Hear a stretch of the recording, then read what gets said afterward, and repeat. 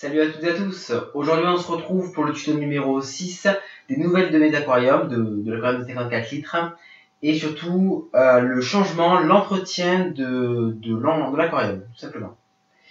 Donc commençons tout de suite par les nouvelles de mon aquarium. Donc tout d'abord pour les poissons, les 6 Corydoras Panda qui vont extrêmement bien, ils fouillent un peu partout, très curieux. Toujours, j'aurais cru que ça s'arrêterait un petit peu cette curiosité, non, ce sont des poissons extrêmement curieux, ce qui est très appréciable, ils mangent très bien, tout va bien. Ensuite, pour les néons, donc les néons vont très bien aussi, ils se cachent un petit peu dans les plantes. J'ai eu une petite frayeur à un moment, puisque j'ai vu que l'un des néons, même deux, avait des petites marques blanches légèrement mangées au niveau de la nageoire caudale en bas. Je me suis dit, pourriture de nageoire, finalement, rien du tout, c'était juste que c'était un petit peu battu, je pense pour les femelles, tout simplement. Ensuite, pour les plantes. Donc maintenant pour les plantes, à droite, l'Echinodorus, quelques feuilles mortes, c'est normal, il faut les tailler de temps en temps. Mais il va très bien tout de même. Ensuite, pour la Milbody, parfait, elle a doublé de volume depuis que nous l'avons plantée. Ensuite, encore le petit Echinodorus, qui lui va merveilleusement bien, ma foi. Une petite feuille morte qu'il faudra enlever tout à l'heure. Ensuite, pour les cryptocorines, tout en bas, donc ici, les toutes petites. Ça s'est un petit peu clairsemé. Effectivement, n'ayant pas mis d'engrais assez tôt, elles sont tout simplement sont asséchées, manque de minéraux et d'éléments pour se nourrir. Je l'ai mis comme un matin, donc 6 plantes ont réussi à survivre.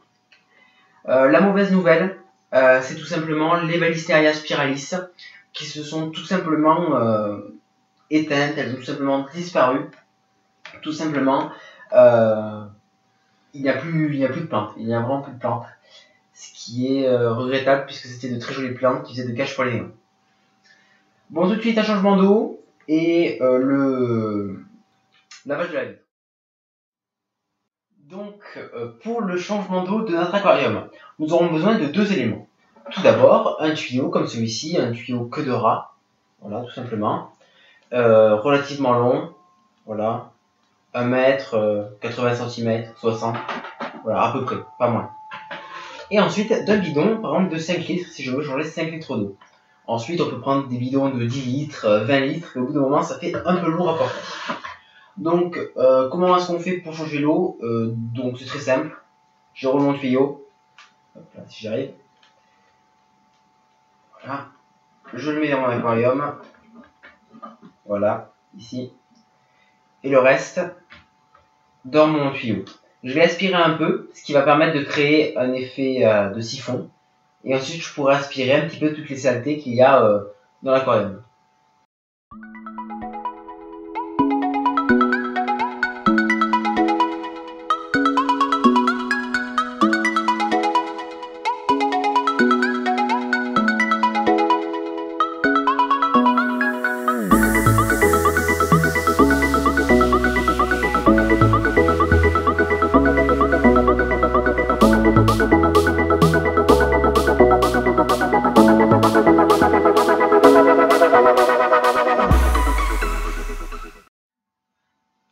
Donc voilà, j'ai changé à peu près 5 litres d'eau, c'est-à-dire un bidon.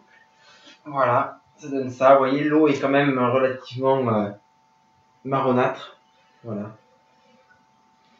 Donc il est intéressant de la changer à ce moment-là. Vous voyez, tout ce qui manque quand même, voilà, c'est à peu près, disons, un cinquième, bon, peut-être un petit peu moins, un huitième de l'aquarium. Voilà, j'hésite un petit peu en fait. Donc c'est à peu près tout ça qu'il faut changer en fait, c'est-à-dire 5 litres pour un 54 litres. Voilà, sachant qu'il y a les décors, tout ça, et donc il n'y a pas vraiment 54 litres d'eau pure. Voilà. Donc tout de suite on va faire donc le remplissage, donc cette fois quelque chose d'un petit peu plus différent. C'est-à-dire qu'on va utiliser, un siphon. Voilà, je trouve ça mieux parce que ça permet de remplir plus vite. Je préfère éviter de vider trop vite, puisque j'aurais peur d'arracher des plantes, de vider trop vite l'eau ou d'aspirer quoi que ce soit. Voilà, donc je préfère éviter d'utiliser ça, mais plutôt un petit tuyau. Par contre, pour remplir, là, il n'y a aucun souci, parce que normalement, on risque de pas aspirer quoi que ce soit. Donc c'est pour ça qu'on utilise un siphon. Donc ces siphons, on les trouve partout dans le commerce aquariophile, mais on peut très bien aussi les trouver dans les magasins de voitures en fait. Mais mieux vaut éviter, puisque ce sont donc des siphons à gasoil, mais mieux vaut éviter puisqu'en général ils ne sont pas traités comme un plastique alimentaire, ce qu'il faudrait pour l'aquarium. Donc, pour remplir l'aquarium, 5 litres d'eau osmosée, prenez-en toujours 10 litres, ce qui va permettre, au cas où vous n'ayez pas assez de 5 litres, tout simplement, on en aura toujours un petit peu plus, ce sera parfait. Donc tout de suite, le remplissage. Je mets la pompe ici, hop là, je glisse, voilà, mon tuyau dans le bidon d'eau osmosée. Donc l'osmosée c'est vraiment pas cher, autant pas s'en priver.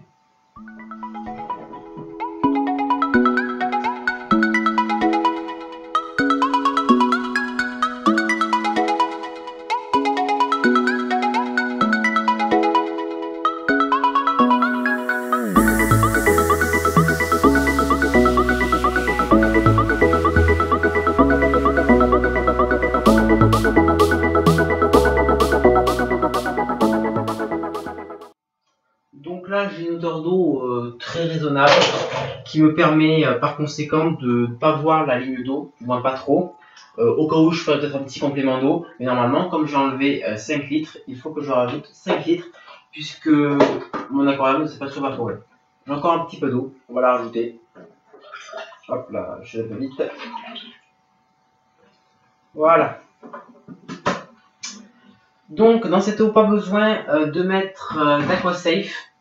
Comme cela, d'accord, donc ça ne sert pas à grand chose. Juste, donc je l'ai fait précédemment, mettre donc du ferroprol, voilà, qui est l'engrais de chez JBL, voilà. On l'avait présenté dans une dernière vidéo, enfin dans l'une de nos dernières vidéos. Voilà. Et sans oublier, bien entendu, pour n'importe quel changement d'eau, je ne le répéterai jamais assez, des bactéries. Beaucoup de bactéries, il en faut. Donc que ce soit de chez JBL, des Nitrol, que ce soit de l'Aquastart chez Tetra, chez Aquascience, le bactériofluide. Voilà, on a besoin de bactéries. Il faut des bactéries pour n'importe quel changement d'eau. Bien entendu, en quantité moindre que pour la mise en eau d'un aquarium, mais il faut tout de même des bactéries. Donc maintenant que j'ai fait mon petit changement d'eau, voilà, donc l'eau est quand même bien mieux maintenant. Voilà, je ne sais pas si vous pouvez très bien voir à la caméra, distinguer la différence, peu importe. Maintenant, je vais nettoyer la vitre, donc de l'extérieur et de l'intérieur. Enfin, disons l'intérieur de la vitre et la surface qui est la plus vers nous, extérieure de la vitre. Donc on se retrouve tout de suite pour le nettoyage des vitres. Donc maintenant, pour le lavage des vitres, donc pour le lavage de la face extérieure, nous aurons besoin d'un petit chiffon en microfibre, comme celui-ci, avec un petit peu de vinaigre d'alcool, 7 ou 8%, peu importe, c'est la même chose. Donc, je prends un petit peu de vinaigre, je plie mon chiffon en plusieurs morceaux, comme celui-ci. Je mouille un petit peu, voilà. Et puis, c'est parti, je vais commencer à astiquer ma vitre.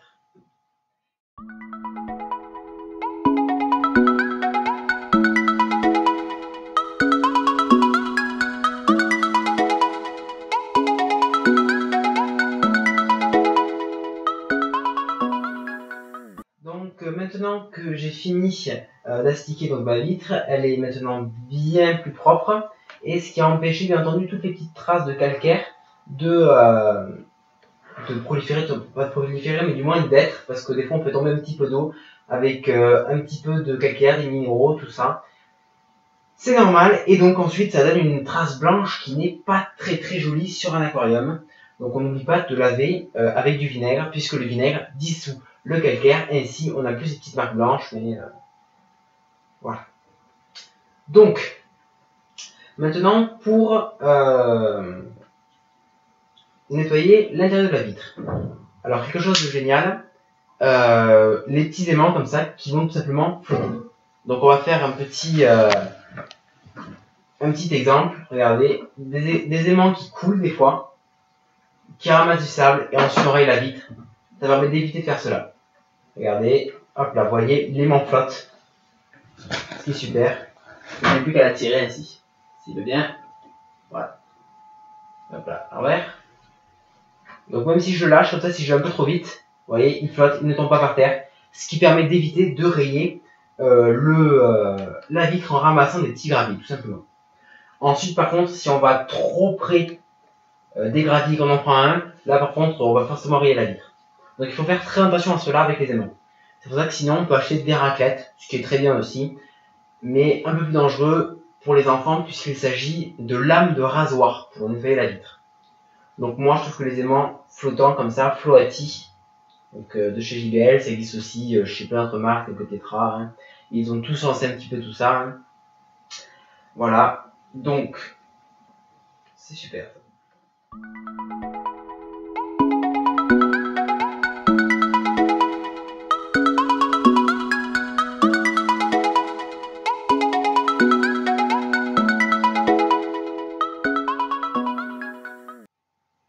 Donc maintenant le nettoyage de l'aquarium est réalisé, je vous ai donné des petites nouvelles. C'était une petite vidéo qui va une petite vidéo un petit peu éducative, un petit peu voilà, ludique, que ça on a tous besoin de faire au moins une fois par mois, voire 2 fois par mois.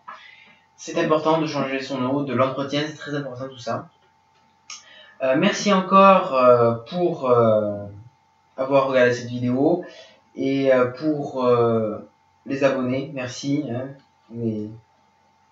merci encore, n'hésitez surtout pas à partager la chaîne pour que notre communauté s'agrandisse encore, pour qu'on soit encore plus et puis pour que, comme on dit, hein, plus on est de fous, plus on rit, hein, voilà. Donc merci encore et puis n'hésitez surtout pas à partager la chaîne, liker la vidéo, et surtout lâchez vos coms.